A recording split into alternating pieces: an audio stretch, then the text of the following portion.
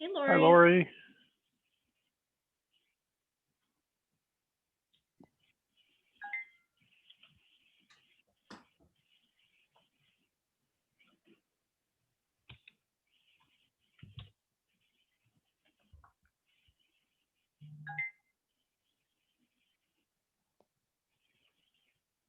Hi, Sam. Everyone's so prompt. Hi, Michael. Hello.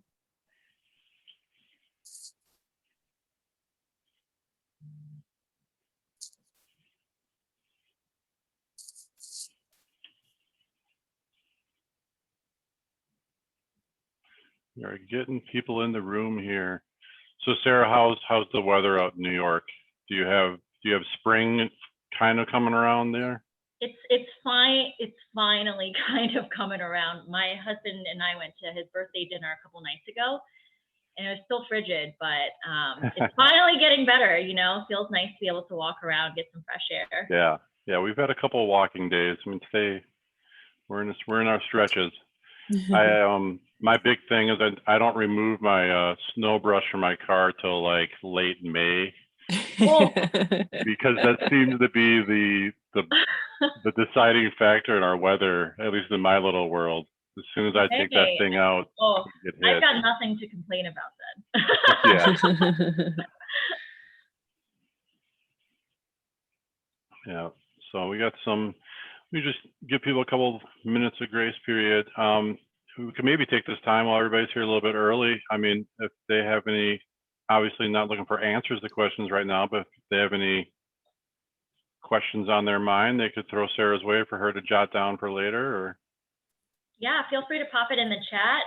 We definitely have a lot of space at the end of today's conversation for discussion.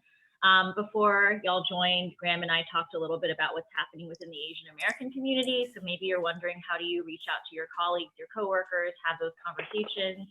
But hopefully today's conversation will spark a lot more questions. And hopefully I can provide you with some of those answers as well. And Sam, what's our magic number? Around 17? I think 19. 19? Okay. I saw there was one repeat. Oh, maybe that's possible. Okay.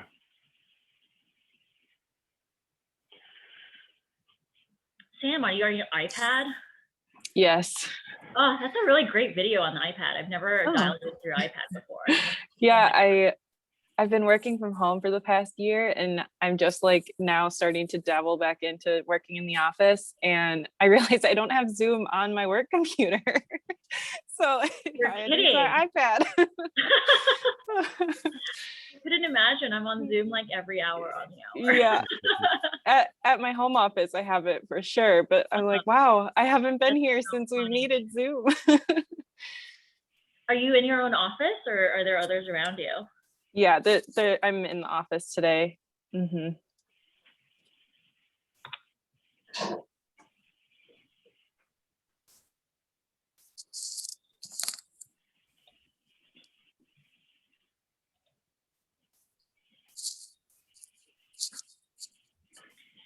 Tamara, is that a real background or a fake background? It's like almost too gorgeous to be real. My house. Oh. Graham just showed me his view. I mean, I'm in a tiny little box in New York City. Yeah, I am also working at home. Beautiful. I'll trade you. Yeah, I'm waiting for the weather to warm up. It'll be nice to get outside again. I bet. Mm-hmm. Are we waiting for anyone, or should we get started? Yeah, we're 2 minutes in. We can probably go. I can let people come in as they come here, so we can get rolling. So, hello everybody. Thank you very much for joining us here for this event. I'm so excited to listen to Sarah and talk with her. So, couple housekeeping notes. Our April event coming up is our big student review. So if you know any students that would like to get in and get linked up with a mentor and have some chat time and portfolio review, that deadline is April 2nd. Laura on our team is head contact on that one. We have an exciting event for May coming up. I'm not going to announce it yet, but keep your eyes and ears open. And I'm really excited for what we're working on for next season coming around. We've got some good things brewing, so stay tuned with us and keep in touch and all that. So I know Sarah has about a 30-minute presentation for us. And then we have 30 minutes for open chat. If you think of any questions in the meantime, just put them into the chat and we can get to them later. Otherwise, I'll let Sarah take it from here. Go ahead, Sarah. Sounds great. And thank you for having me today. I'm excited to meet everyone here and excited that you're coming here for a conversation on diversity. That means you care about it. And there's nothing that makes me happier than a group of people who want to talk about diversity. So I'm here to serve as your resource. Graham thought it would be a good idea to do a quick intro to D&I. So it's a little bit more of a 101. At the same time, though, I think a lot of these conversations, these topics, they do dig a lot deeper. So hopefully in the next 30 minutes after my presentation, we can get a little deeper and address some of your specific concerns.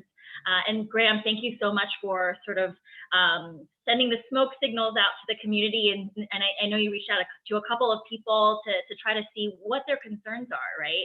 And how do we start to address some of those things? So hopefully I hit on some elements that are really impactful and thoughtful for you. So let me share my screen real quick.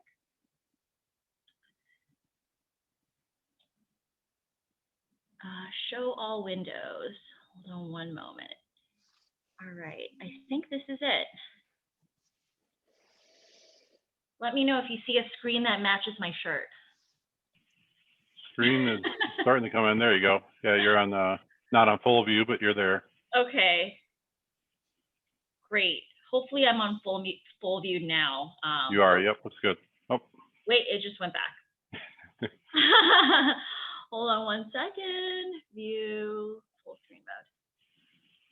All right. There you go. Okay. So my name is Sara Porritt. I am the Chief Diversity and Inclusion Officer at Omnicom Media Group. And you might be like, what the heck is that? Because diversity and inclusion is so expansive, right? And honestly, there aren't that many of us, and there weren't that many of us up until more recently. I would say that much more. There's a corporate diversity and inclusion function within a lot of different corporations, organizations, conglomerates. And my background is actually in digital investment and media strategy. So hopefully I can connect with you in a way that makes sense for your business, for what it is that you're doing. And then really, I did diversity and inclusion, and I helped to curate the culture of my agency, which used to be OMD, on nights and weekends. I called it my 9 to 5 and my 5 to 9. And my husband would challenge me all the time. Why are you so stressed? Why are you worrying about so many different things? Why do you put on so many hats? But you know what? I'm here. I now have a very purposeful job. And I'm excited to be able to share some of these things with you to hopefully get you excited as well. So quick little few tidbits so that you can get to know me a bit better before we kick this thing off. I was a professional rhythm and blues singer for 15 years. And yes, I am on Spotify, and yes, I would be incredibly embarrassed if you looked. My last album is probably 7 or 8 years old, but that was a big chunk of my life. And I had actually started off in my R&B career right after junior year of high school. I moved to Brooklyn, joined an R&B singing group, then went solo, and I didn't realize at the time that I was going to become an activist. Because I was following my passions. I very much just loved the music. It spoke to me, it spoke to my soul. But at the same time, when I looked around, there was nobody that looked like me. So I think I have a very unique perspective of what it feels like to be the only. And to me, that's actually really exciting. I don't see it as something that is frightening or discouraging. I actually think that to be the one person in the room that maybe doesn't look like everybody else is a really cool thing, because I'm adding value, I'm adding perspective. So there's that piece of it. I'm also a podcaster. So if you hear my radio voice, it's because on weekends, I literally hide in my bathroom right over there, and I put up all these pillows and sheets, and I record my podcast there. That's my studio. Graham, I feel like, probably has much better equipment than I do. I saw his professional looking light back there. But my podcast is focused on featuring stories of Asian American women who have traversed the road not taken. Women like comedian Margaret Cho. She had one of the first shows on television that features an Asian American family. I have people that are stunt women, people that are authors. I recently interviewed the editor-in-chief of Allure magazine, Michelle Lee, who's incredible. And so I feel like there's a lot to be said. I think you might be sensing a trend over here to telling stories of alternative storylines of success, showcasing to others through stories, through just being front and center, that there is someone that looks like you at a leadership position, or who's speaking up, who understands your needs and desires and wants to support you in the ways that you want to be successful and help you to believe that you can be successful in the ways that you want to be. And then lastly as well, I'm a huge health nut. I love yoga. I'm a yoga instructor. If we were to do another session, I'd probably start our session off with a little meditation or a little bit of a stretch. That's how I tend to start a lot of my meetings. And I think it's all really important, right? I think that even mental health has a really big place to play within the diversity and inclusion space.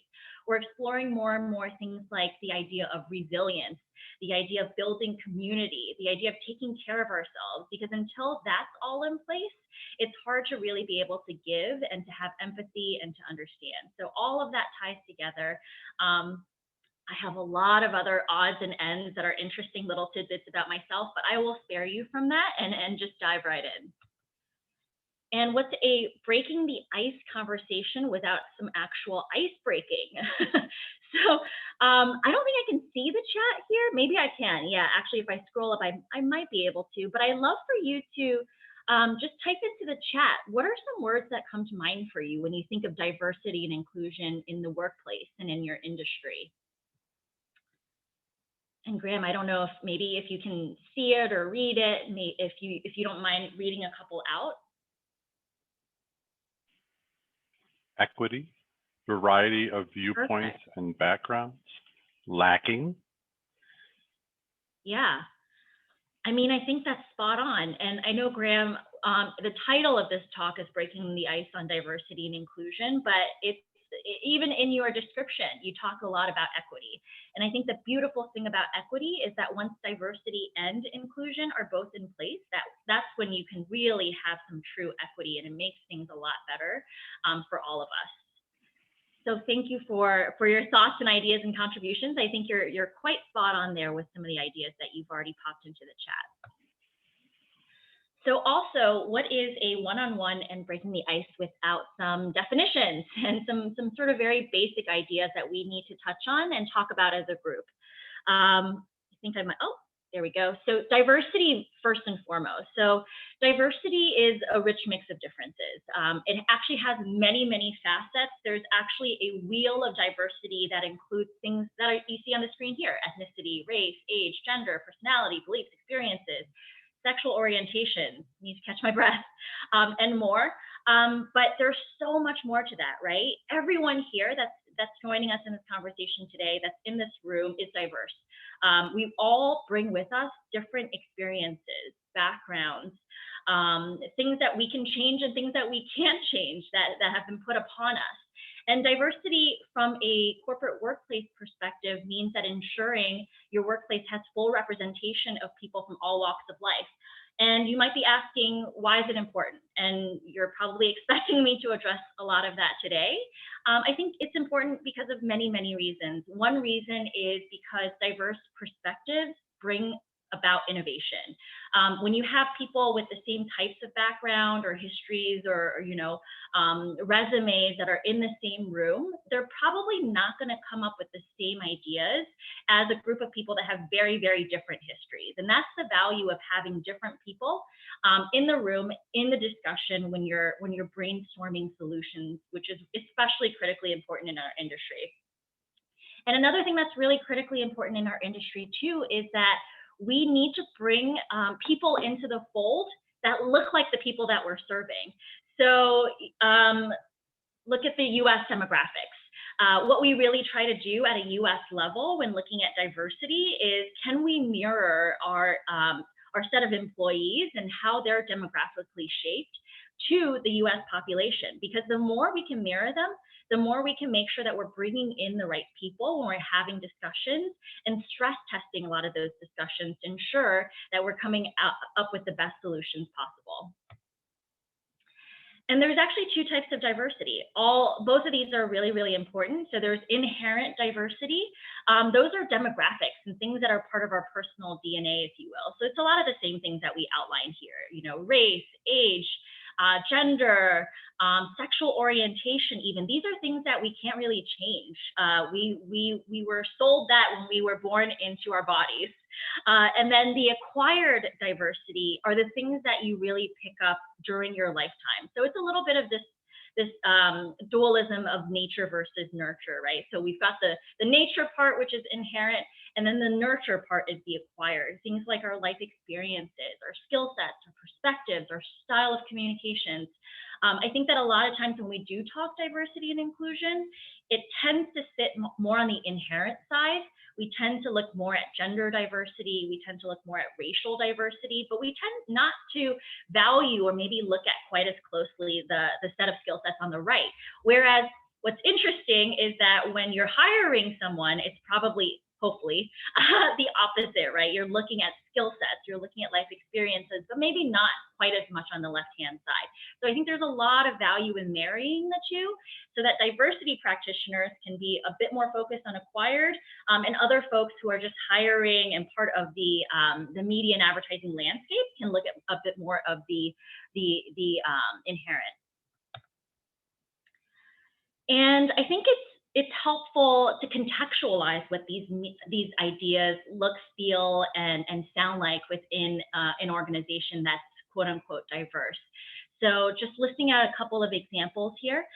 When I work at a diverse organization, it's an organization that embraces ethnic and cultural differences. There's a lot of different races within the organization. There's an acceptance of belief. I think that it's really healthy for team members to feel encouraged to challenge things.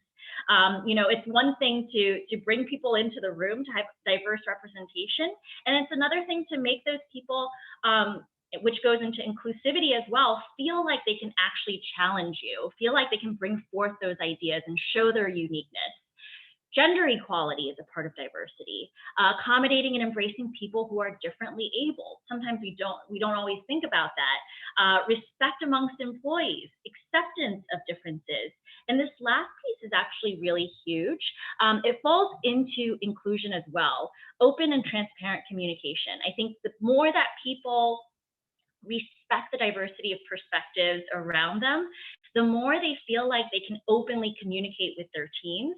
And the more that leaders openly communicate with their teams, the more that the employees also feel like they can trust those leaders and that they're part of the process. So I know I'm talking really, really fast. I happen to be a fast talker. Anyone on the line who is also a faster talker probably knows. So if anyone is chatting anything into the chat, you might want to just let Graham or Sam know. Or if you have any questions at all, I'm happy to address them now or address them later. Nothing in the chat right now, Sarah. If anybody has a question they want to put in right now, go ahead and unmute and speak up. Sounds good. And then the next piece of it is inclusion. So inclusion is more of a qualitative thing. So if you're doing some sort of a demographic survey, when you're looking at the subsection of demographies within your organization, it's not necessarily capturing inclusion because it's more qualitative. It's this feeling of being valued, of being connected, but also of belonging. And I think that it's very universal, right? All of us feel like if we are in an environment where our inherent worth is recognized and that it feels safe to be able to challenge our boss or challenge the processes that are currently in place, and we feel like we're a part of that organization, it can only foster a much better community, a much better conversation amongst peers. So really, inclusion involves bringing together and harnessing diverse forces. It puts the concept of diversity into play from a practice perspective. Ooh, we've got one more who's joining us. And it creates an environment where everybody wants to participate and that there's a real sense of respect and connection across everybody. And diversity really can't stick without inclusion. I think all of these ideas are interconnected. And once again, when you have diversity and inclusion in place, then you can really prop up this idea of equity as well. So now you may be wondering, what does inclusion feel like? And I know we already touched on a couple of these attributes, but inclusion feels like I'm respected. I feel appreciated. I mean, I want all of these things as a wife too. You know, I think the more all of us can feel more human and feel like, you know, when we come into a room that I'm considered a valuable member of my team, my family, whatever, the more we can feel inclusive. So we want to celebrate people's achievements and shared accomplishments, make them feel comfortable. We want to encourage people to be able to share their voice without hesitation, and to be self-aware and culturally aware. I think that there are many instances when I've seen teams feel uncomfortable when there's someone in the team that's a quote unquote squeaky wheel. Why are you always saying such and such, and you know, saying that this could be done better or that can be done better? And sometimes managers, I think, can be really uncomfortable with that, right? When I first entered the career field, actually, I felt the same way. Whenever someone would say, do this differently, it made me really uncomfortable because I didn't really know how to address that. But I think that as we mature, as we get a bit more familiar with our field, as we progress in our careers, the more those people who are the squeaky wheels are the ones that are going to be able to help us figure out how we can be better as individuals and as an organization, and how we can better help brands. And I do want to discuss a little bit about what's currently happening. So at this point, we've all been working from home, other than Sam, for the past year. Sam, you're very brave for going into the office. And so COVID's changed a lot of things. You know, parents are having to be educators and caretakers, and a lot of employees are also now caretakers of their family. Our needs are absolutely evolving. And there's a lot of current events, things that are happening within our culture that's changed things as well. Black Lives Matter, the anti-Asian hate crimes. I know that personally, you know, when I walk around New York City these days, I actually don't feel comfortable walking around outside either without my husband or without my sunglasses on. And that's just kind of scary to think about, that I have to change my behavior. But I think the more we can be empathetic towards each other, given how things are changing in our world, in our culture, with how we're working, how we're engaging with each other, the more that we can be more diverse and inclusive. I also come from very much a community building background. I led the OMD Culture Club for many, many years. I would always say that I would much rather spread love than dismantle hate. And I think more so than ever, coming together as a community is really, really critical. For instance, I hosted a conversation yesterday with 160 plus Asian American and Pacific Islander community members within Omnicom Media Group. And we had a whole talk, a very cathartic talk about what's happening in our communities, how we're feeling. And it made me think about, how would this be different if we weren't all working from home? You know, we have a much bigger New York City office and a much smaller satellite office in a lot of other cities. So maybe the group in New York City might feel included, but other cities don't. The fact that we are actually working from home and most of us are dialing in through our computers almost equalizes us and brings us together in a community in a similar way. So I'm actually really grateful for that, because I've gotten a chance to meet and connect with a lot of people that I wouldn't have otherwise.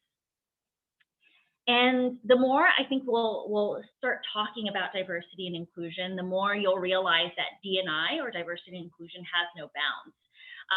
It used to be much more focused on recruitment, things like talent acquisition, and then it's as the field has evolved, moved into even training and development, so microaggression training, unconscious bias training. But really, I think what we're seeing is that more and more D&I is an end-to-end process. It's literally a part of every single thing and every single function that you have within your organization, or it can be, and it should be. So for instance, I had a really interesting conversation with my marketing science team the other day about data bias and AI bias. Is the data and the intel that we're looking at ingesting information and data points from individuals that aren't of a diverse mindset or demography? That's really going to impact how we target. We look at language when I'm partnering with the communications team. I know that, at my company, we used to use words like blacklist or whitelist to connote, websites that we should or should not run on. May that be triggering? Is that making some sort of assumptions or associations that are negative or positive that people may not be very happy about? So I think that there's a lot of ways to start unpacking how D&I can be a part of every single piece of our organization. And at this point, I am hopeful that you are asking yourselves, so what can I do? Maybe you don't work in an HR function. Maybe there isn't a D&I group within your company, which I heavily suggest that you go to your CEOs, or if you're the CEO here, say, I need a D&I person. But I think one of the things that you can do first and foremost is to really self-reflect. And two of those things that you can do are taking a look at your biases and then taking a look at your aggressions. So bias in this case is a prejudice in favor or against one thing, person, or group compared with another, usually in a way that's considered to be unfair. Conscious bias are the things that are above that iceberg, if you will, when you think about sort of that pictorial of what is conscious versus unconscious. These are things that you deliberately know are biases that you're doing, that you can kind of catch yourself doing. I think that what's challenging to maybe better understand and acknowledge for yourself is, what are your unconscious biases? And I think one thing to really understand here that's important is that unconscious biases aren't bad. Take it back another, a couple 100,000 years, many of us may still have been running away from tigers and lions, and we have to make all these sort of last minute gut decisions to be able to fight or flight. And so some of these unconscious biases are actually supposed to help you with that, to make some split minute decisions. But we now are in a very, very different corporate environment, right? We're processing stress differently. When we're not being chased by tigers, we still feel that same level of stress. And when we're not being chased by tigers as well, we're still making split minute decisions on individuals. So for instance, a conscious bias could be, I really like green grapes. I don't like red grapes. But an unconscious bias could be something like assuming that someone is smarter or not as smart because of a certain race. So it's good to think about all those different facets of bias and of diversity, and think about where you may have some preconceived notions that you're working with. And what does unconscious bias look, feel, and sound like? So these all feel kind of negative, but at the same time, I think all of us in some degree probably have some of this going on, at least part of the time, right? Suppressed feelings, auto reactions, complexes, concealed phobias. A lot of this is due to ego. I think some of this is due to fear. Some of this is even just due to lack of understanding, stereotyping, prejudice.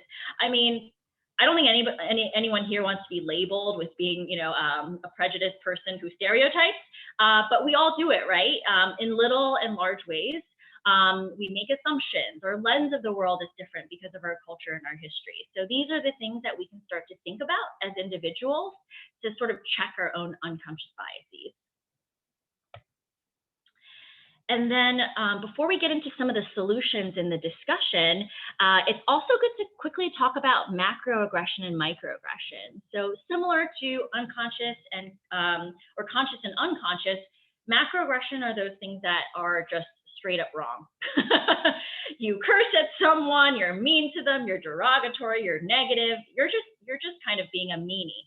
And that's macroaggression, so don't do that. But also try to be mindful of microaggressions as well. I think some of those are actually perpetuated by our culture. Things like, what language do you speak? something, or for me, right? What country are you from? So that actually can be offensive to someone. If you're a female, oh, you're so much prettier with makeup on, or you're so much prettier when you are approachable when you smile. Imagine if you were to tell that to someone of the male gender. Or things like, oh, is that your natural hair? Little things that maybe you don't realize can be kind of a dig or can make people feel uncomfortable. These can be microaggressions. So some key challenges here. What I do want to say is you may be seeing this list of things that are unconscious and microaggressions, and maybe you're even realizing, okay, I'm pretty good here, but maybe I could be a little more thoughtful here with these things. It's good to have tough conversations. I am not a fan of PC culture. I am very much a fan, and I encourage intellectual debate. I think the worst thing that we can do as human beings who care about each other is to not talk about things because we're embarrassed that we're going to say something wrong or we're going to offend someone. I still use the term guys all the time. Hey guys. And as a D&I person, I'm always thinking, crap, Sarah, why are you saying guys? Like, that's so inappropriate. But you know what? The fact that we are starting to, or you are starting to hopefully just even think about, okay, maybe I can say this a little differently to be more inclusive. That's a really, really big first step. And you know, the way that I approach it as well is I try to have a gracious interpretation of what people are trying to say to me. I usually don't assume that you have bad intentions when you're speaking to me, even if you somehow are unaware that you're sort of offending me in some way. So I do encourage everyone here to have tough conversations. And highlighting a couple of other key challenges that are in your industry, in our field, barriers to entry. So Graham, I think most people here in the media and advertising or that type of industry? Marketing and advertising, design, or perfect. creative services, yeah. Perfect. So you probably know entry-level folks get paid very little. There's usually a bachelor's degree that is required to even enter into our field, right? So we've actually noticed that those two things are things that are huge barriers to entry to especially underserved minorities, because they have to sometimes take care of their family if they're a part of a larger family. They may not have a degree. I'm making some assumptions here, but on average, these things are things that impact whether someone comes to our industry, comes into our field or our place of work, or they don't. And these are things that we can start to think about and maybe talk about making some exceptions for them if it makes sense and if that's an option. What's really, really interesting is that in New York, a lot of people know about media and advertising and marketing and advertising. Awareness is not the issue. It's retention that's the issue. But anywhere outside of New York, what we're noticing is that pipeline awareness is a huge issue. Not many people are actually going into college realizing that, oh, media and advertising or marketing and advertising, that's interesting. I want to study something like that so that I can go work in that field. So it actually starts with high schools outside of New York. You know, how do you start to encourage people to think about media and advertising as a potential field to go into, especially people that are underserved minorities who really are not maybe thinking about media and advertising as a profession? How do you start to engage at a much younger age so you can build that pipeline, and 5-10 years down the road, you'll have a much more robust group of individuals and talent that you can tap into? And some key opportunities. I won't belabor this because I think we already talked a lot about this, but get uncomfortable with conversations. I hope everyone here knows that, you know, this is a safe space, that we are all here to discuss diversity and inclusion and ask each other questions and figure it out because we really care. And just that intention alone, you know, I think hopefully makes you a little bit more comfortable with getting uncomfortable, especially for this next part, which is the discussion. I would challenge that, you know, a lot of times we would notice that within HR, when someone isn't picked for a job and, you know, the HR person would then ask the team, well, why didn't you pick them? And, you know, teams a lot of times would give this very, you know, just, I guess it's just not tangible, this answer of this person is not a cultural fit. But when you really think about it, right, what is cultural fit? someone that I hang out with in the afternoon. Well, maybe that's not someone that you should have at work. You know, you pick different people for different things. So really think about, instead of cultural fit, is someone a culture add? And then lastly, I know we already talked a lot about this piece and the community part earlier on, but everything is virtual. So consider whether or not you can bring in some virtual interns, you can bring in some virtual help. I think that, you know, many of our leadership teams right before COVID probably thought, oh, wow, you want to work from home once a week? That's not going to be possible. You're not going to get face-to-face time. How is technology going to work? But you know what? I think that working from home and COVID and all this virtual setting has allowed us to realize that many of us can be really efficient at home. Some folks like me, I actually work much better at home, you know? So consider, if you don't have the right talent locally, what can you do virtually? Open that up and start to involve people from all parts of the US, of the world, that you think would be a culture add, and bring them into your organization, into your space. And it's time for the chat. So diversity and inclusion is a movement and not a moment. I came up with that in the shower the other day. I'm putting it in here.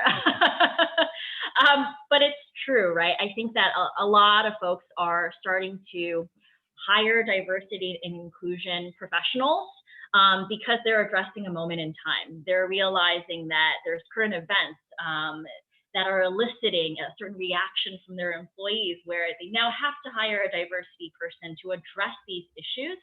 But it really is so end-to-end, and should be a part of our corporate processes in all of our day-to-day lives. So I'm excited to be here to introduce to you and break the ice on D&I, and I look forward to any questions that you have. Graham, I think that might be exactly 30 minutes. Spot on. As advertised. Truth in advertising there, moment there. So anybody have any questions to open up? What are some of the personal situations that you've seen or experienced in the corporate world? Will you help me understand what you mean by personal situation? When it comes to inclusion and diversity, they seem like big concepts that sometimes we can't really relate to our personal situation. So sometimes it's a little bit obscure to say macro and micro aggressions and stuff like that. So can you give us some examples of some things that we can either look out for or avoid ourselves? Yeah, I mean, I think that language is one piece of it. I know we talked a lot about language here. So the language that you're using, is it inclusive?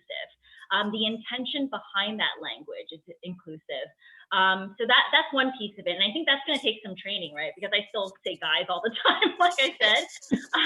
So even just starting to be a bit more thoughtful about what you're saying is really important. When I am in a work setting, I think the one thing that I really look for is, are people getting enough airtime? Is everybody in the room actually speaking up? And are they speaking up in equal amounts of intervals? But also, do they seem like they feel comfortable challenging things? And so that comes with many pieces, right? Because sometimes it's not you who's helping that person or not helping that person to feel comfortable. Maybe someone talks over them. So I think the more you recognize whether or not someone feels comfortable, the more you can kind of step in and amplify their voices, for instance. So this is a male-female thing, but a lot of times in our industry, you know, we'll say that a woman says something and then a man will say it and then the room will nod because the man said it. But if you're another woman in the room, or if you're a man in the room, you can repeat. Tamara said this, and I think it's a great idea. You know, so even just those little things, acknowledging maybe when someone feels uncomfortable or they're being talked over. I think that physically too, I can also notice sometimes when certain team members don't feel as comfortable. We have this giant round table in our conference room, and I literally see some women sitting further back than men. And also just not engaging in conversation. I mean, it's like so visual, right? And the more you kind of recognize when people don't feel included or are uncomfortable, I would say think of the people in those meetings almost like guests at your home. I know that when we're at work, it's more of this like business mentality, but if you are a hostess, which you kind of are, if you're leading a conversation, can you tell if everyone in the room feels comfortable? You know, so I think that's a good gauge as well. Does that answer some of your questions, Tamara? It does, yeah. And also, what are some of those specific words that we need to stop using? Boy. Honestly, I would say for the most part, I wouldn't worry too much about it. I think that many people are also just very sensitive to all kinds of words. The one word that was brought up the other day in a meeting was linchpin, and just because of the fact that it had the word lynch in it. Again, PC culture, you know, I don't want to cancel anyone, but just being maybe thoughtful about the words that you're using without being too fearful of it. You know, a leader within one of the organizations that I help oversee said, open the kimono one day to talk about, you know, I want to show you what's under the hood. And some folks were really offended, but when you actually look it up on Google, it means, you know, a samurai opening his kimono to show that he doesn't have any weapons. So it's not literally as like graphic as it comes off. So there are certain things like that you know, I would just say be thoughtful about it, but don't worry too much about it because you can overthink these things. But there are terms like blacklist or whitelist that maybe we can reevaluate. Maybe this is a serve or do not serve. Someone else can probably put it much more eloquently, but I think we can just start to look at communications more thoughtfully as opposed to just saying things because we're used to saying them a certain way. Well, yeah, and I think there's a really interesting topic or conversation going on in the tech world between master and slave drives and devices. Yes, you know, that's another one. And it's a really interesting. I mean, within the tech world, they've been using it as common every day for decades. But when you actually say, is it good to use master slave? Bobby did raise her hand here, so Bobby, go ahead. Hi, I was wondering from a creative standpoint, if we're coming into new environments that we don't necessarily know the diversity landscape, is there something that you could suggest that could help us find out what the current landscape is and be inclusionary in the advertising messaging that we develop? So Bobby, I'm going to do the same thing to you that I did to Tamara, which is, can you elaborate? Give me an example of a diverse landscape that you might be walking into. So one of the current projects that we are tackled with is doing some new introduction of branding into a community that is not local. Okay. So how do we present a message for our client to the community when we don't know the landscape of the community and getting a good assessment of who's there, what the biases are, Yep. that kind of thing? Yeah, I think that's a really good question. And I think there's a huge effort to put more diverse talent behind the camera and in front of the camera. And I would say that actually a really great resource for you to do some preliminary demographic research is to look on the Nielsen website. Nielsen has some really, really great data about different subsegments, especially multicultural segments within the United States and across the globe. I would also say that there's a lot of panels that you can tap into. I don't remember the specific names of them, but I've had different vendors come to me throughout the years where even if you know, you or your team don't live within a certain demography or there's not a reflection of those individuals that you're trying to serve within the team, you can actually reach out to third-party individuals to try to understand maybe specific questions that you're asking. You can literally ask those panel very specific questions that you may be addressing. And I think that's one of the wonderful things about work from home. Again, everything is virtual. So as long as you understand sort of like what the tools are and who you need to tap into, I bet you Google is going to be really, really helpful in helping you figure out a couple ways for you to do some initial research on your own before you reach out to the clients. Or even once you have some ideas in mind already, then taking it to a panel that looks like the audience that you're trying to serve and asking them for feedback and thoughts to see if it jives. Okay, thanks. Sure. And Alex, I think, is bringing up some interesting points as well. I don't think guys is that bad. I still say it all the time. And I noticed I used to use how well all the time, and now I don't use it quite as much. Again, I don't think we need to get crazy ultra sensitive about it. I think that Graham had a really good example. I did hear that one as well in terms of master and slave drives. So I wouldn't worry too much about it so that you feel so uncomfortable that you don't feel like you can say things out loud. So it's not that bad. So Bobby's question brought up a question for myself. So looking at our market and, you know, the lack of inherent diversity we do have in our market here, especially racially and religiously speaking, you know, if you were to start marketing to our community, you know, do you pitch to what we already have or what we need to start including, you know, and how do you, Sarah, when we first talked, I talked about a client of mine who are doing training videos for their corporation, and they had to hire actors to get racial diversity within their videos. They had to bring people from Milwaukee and Chicago because there aren't even people that are registered models or interested in that work that have the ethnicity and diversity that they were looking for. So now they're going to be putting together corporate videos for their large company that's based out of this area. And they're including people that aren't yet really in the community representation, you know, number-wise, you know, statistically speaking. So, I mean, it's really, is it, you know, chicken egg type thing? You know, do you start showing what should be here as a more diverse area, similar to the numbers of our country, or stay in your little pocket? You know. I think you bring up a really good point, and you literally read my mind because I just wrote down chicken and the egg. Yeah. So here's the thing. I do think that representation is really important. I mean, literally. So we had this leadership session a couple months ago when everything was in real life. And session number 1, we had our leaders exactly how they are, and it was very homogenous. So when it came time for the Q&A and you asked people to ask questions, the crowd was very diverse, and it was crickets. No one wanted to ask questions.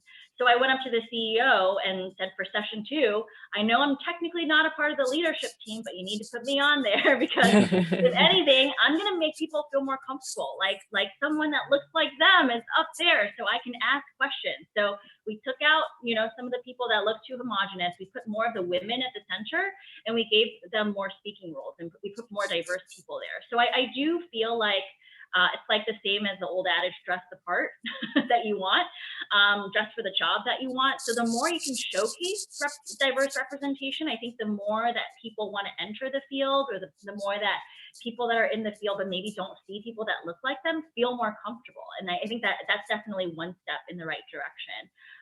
One watch out, though, however, is that there is in some ways an over taxation of tokenism. So meaning if you're like the only Asian person like me in a certain setting, right? They literally may bring me to every single meeting.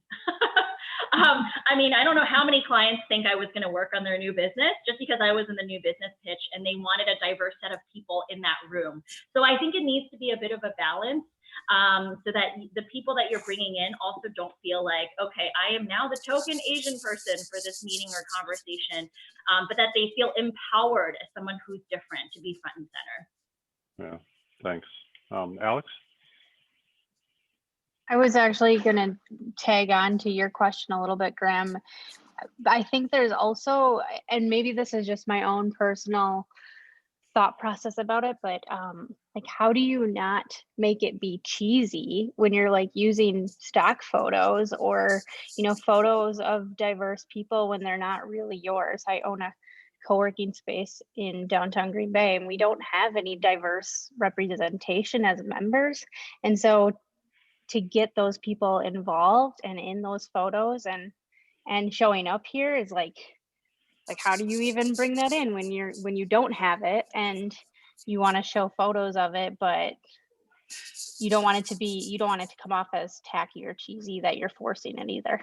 Yeah, I mean, I am coming into my role actually pretty new, and I'm looking at my current website, diversity and inclusion website, and the first thing that I said to our graphics person was, these are stock images. Like literally for our Latino Leadership Network, you've got 3 Latino men with their hands folded, and you could have found it on any sort of like stock image website, right? Like those aren't our people either. Right. And that made me feel really uncomfortable. Like, I don't want to sign up for this if I saw this. Like these aren't even our people. I think that just, to me, what you're doing is branding. So don't feel too bad. I don't think you're necessarily representing something. You're representing a lifestyle that you want to, or a group of people that you want to curate. To me, it feels more important that you actually want to do that. You want to bring diverse individuals in. And I would say when you're choosing the images, choose ones that feel more real.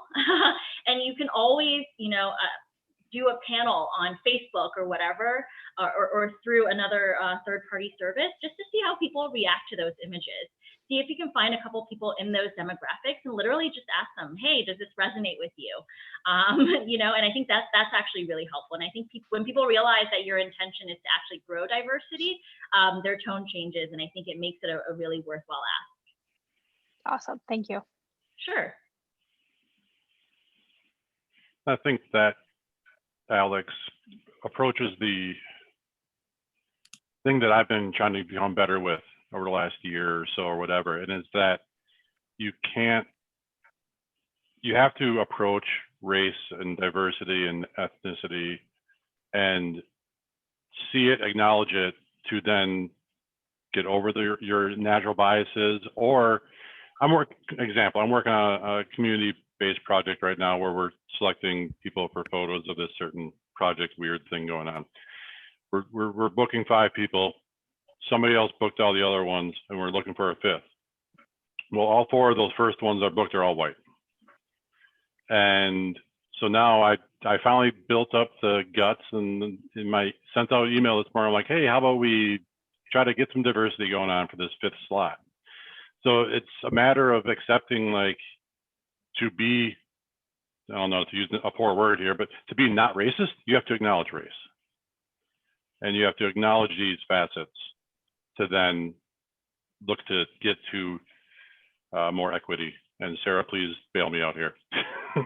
No, the fact that this is the uncomfortable conversation that we were having, right? Thank you for speaking so openly about race, Graham. You're totally right. I think first step is just acknowledgement, The fact that we had a conversation on guys or powwow, I don't know if you maybe thought about this coming in. So I think first step is really acknowledging, oh, wow, okay, I did just hire 4 people to represent, but that look the same to represent this campaign or whatever. How do I vary it up? Or, oh, I'm just acknowledging it now. How do we make the 5th a little bit more diverse? So just having this conversation, I think, is wonderful. I think in our area too, it's a matter of being complacent and just not thinking about it until it is the 5th person. I see that often, where people just don't really, it doesn't cross their radar until somebody says something. Well, I know that Tamara and Graham will both say things. Trying to get better. Yeah.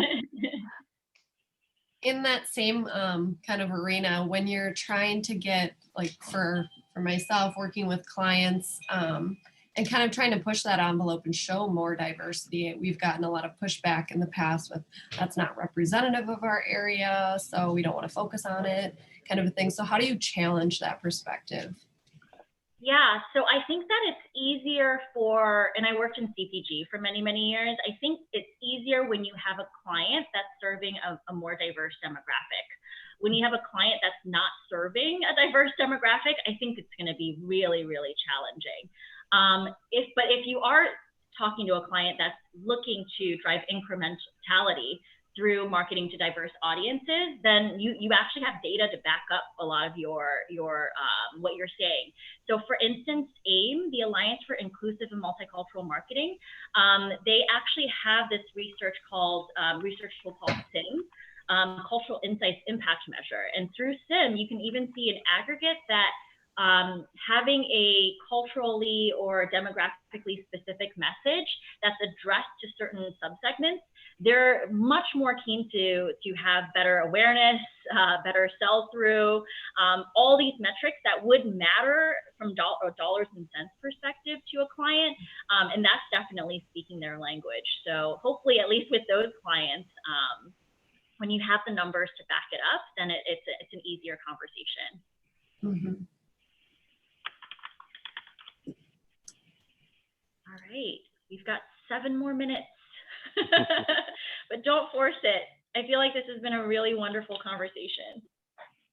So after the 7 minutes are up, what is the next challenge you're tackling in your daily life in doing this job?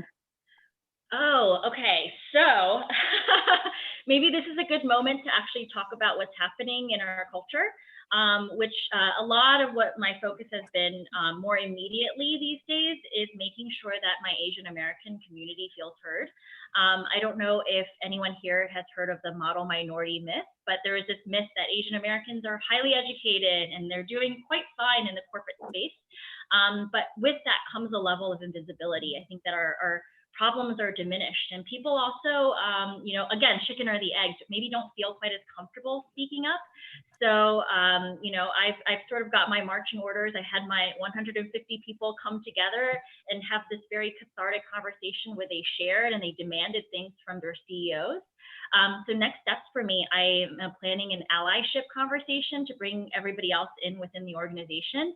And I think it's really important for all of us to hold our leadership accountable. So to put the leaders of this diverse organization in front of our CEOs and say, this is what our community is saying. You have to address this. And this is what we need to do as an organization to make it more inclusive. That's what I'm focused on right now. And I think also, as a diversity person, I have to be so cognizant that we're all different. We all have different needs, whether you're a mom or a daughter or whoever, and that no one feels left out in this conversation. So it's managing to everyone's needs and making sure that, for the most part, folks feel heard and they feel like they're a part of the community and their needs are being addressed. That's fascinating. And it's interesting that you say that too, because I feel like when it comes to discrimination, especially, we don't typically discriminate against people that we feel not threatened by. It's usually people that we feel threatened by that we want to somehow put down so that we can get an advantage. Yeah, and it's interesting that you say that, Tamara, because the model minority myth was actually started in the 50s and 60s because the American public wanted to say, hey, look at these model minority Asian Americans. They don't strike back. They're doing a good job. They're doing the right things. And they literally pitted us against other minorities to say, this is what you should be doing. So I think you're absolutely right. And at the same time, I think that then takes attention away from a lot of those groups. And takes away some of the storylines too. For instance, in New York City, Asian Americans actually have the highest poverty rate, but you wouldn't know that. Just like looking around in Times Square where I live and seeing all the people in nice clothes and working in corporate jobs. So I think you're totally right. You're hitting on something really interesting there. Yeah, it's interesting. Humans are fickle. What's that? Is it humans are a fickle bunch for sure. I always tell my kids they're the most dangerous mammals on earth. I feel like our kids are so much more tuned in though. They are. I have to think about these things. I've been over here trying to get some data for Brittany's question. Oh, yay. But I haven't been able to focus enough to dial around because the census.gov website has a lot of information, but it's not the best to navigate. But it shows that we are so white in Brown County, Allegheny County, and all these areas. But you can also go back to older data and say, hey, look, we may not have a lot of diversity here. We may not have African Americans or certain Latino populations or something, but it's growing. Well, and to your point about that, I would say because we are so white in this area, that in the past we have discriminated against subgroups of white people. Like Catholics would not allow their children to marry Lutherans. And, there's always another group that you can discriminate against or say that you're different from, even though you are, as human beings, we have more in common than we don't. So, when you think about that concept, that just would blow my grandmother's mind if she thought about that.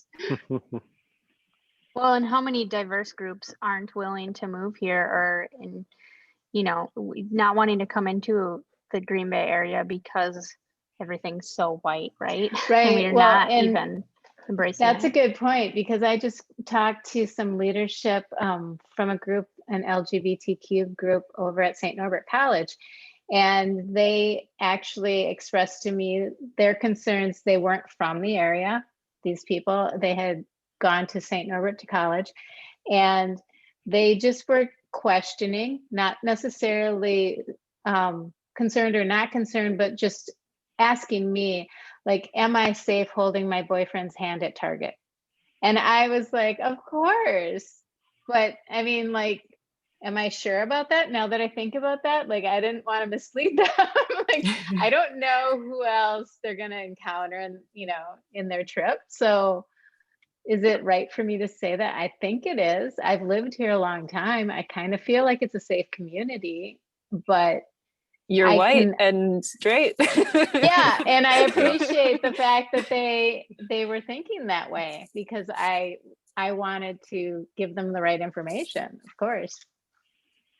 One thing that just blows my mind every time I think about this is 50 years ago-ish, 1970, Appleton was a sundown town, meaning African Americans weren't allowed Really overnight in Appleton. 50 years ago, 1.5 generations, Wow. So yeah, why don't we have racial diversity here? Seems like it's going to take some time. We told them not to come here, and they went to other communities and put down roots. And I've been able to get by in this area because I have roots here. I have family. I have a support system. And it's tough to uproot and move and go to an area that you don't have the same support system. So that's it. Nothing else. I feel like this conversation has turned into therapy a little. Robin, you had a comment. That's Robin. Hi, thanks. So I am from the Albany, New York area, outside of Albany, New York. And I work for, it's the Center for Internet Security. We're about maybe almost 300 people, and we're growing by leaps and bounds. So we just started in, I believe, maybe around November, a new group, it is a group, but it's going to be, it is part of our principles, diversity and inclusion. And so there's been a diversity and inclusion team started, which has 3 cohorts, which is one is engagement, the other is recruitment, and the other is communication. So I'm on the engagement cohort. And so I wanted to, I've been doing some research on, groups to get involved in, speak and attend speaking, see what's going on out there. Cause we're trying to do that for, as we bring in new people and the people that we already have here, making sure that we are a diverse and inclusive organization. And so I think it would be really great, Sarah. I would just love to be able to maybe have you speak to our group. So if that's something that, you obviously probably do, since you're speaking to here, I would love to present that to our group. Well, Robin, we're now connected on LinkedIn, so hit me anytime. Okay, perfect.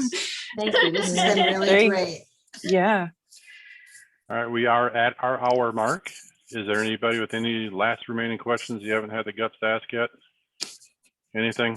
You can all also hit me on LinkedIn. Safe space. Super.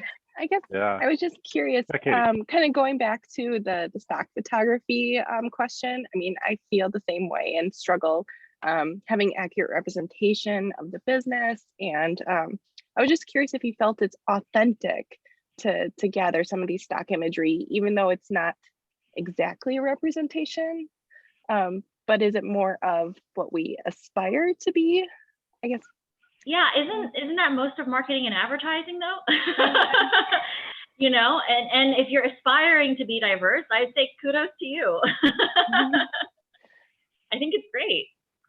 Yeah, Katie, we struggle with that too at St. Norbert, because we want to include students, LGBTQ, all races, all genders, all different kinds of students. We want them all to come here and feel comfortable, but you can't show 9 Black students in a photo and then they come here, and the balance of diversity is not that way right now. And so you have to balance where you want your student population to be with what it actually is, so that when students come here to visit, they're not, whoa, my life. They're not thrown off by what we're showing them in our materials versus what they see in an in-person visit. So that's something we struggle with constantly here. But at least we're all struggling instead of ignoring it. True. Oh, great. Anybody else? Anything else? Nope. Okay. Sarah, thank you so very much. Happy to be here. Such a good Thank talk. you. Such needed in this area. Michael's giving you a round of applause over there. So, Thanks, Michael. well received, even from the quiet ones. So Jazz hands. April 2nd, deadline for student registration for our portfolio review. So if you know anybody, let them know. Stay tuned for our May event announcement. Very excited over here. Sarah, thank you so much. Thanks for doing everything you do. Bye, everybody. Great. Have a good All right, Thursday. thank you. Thank you. Thank you.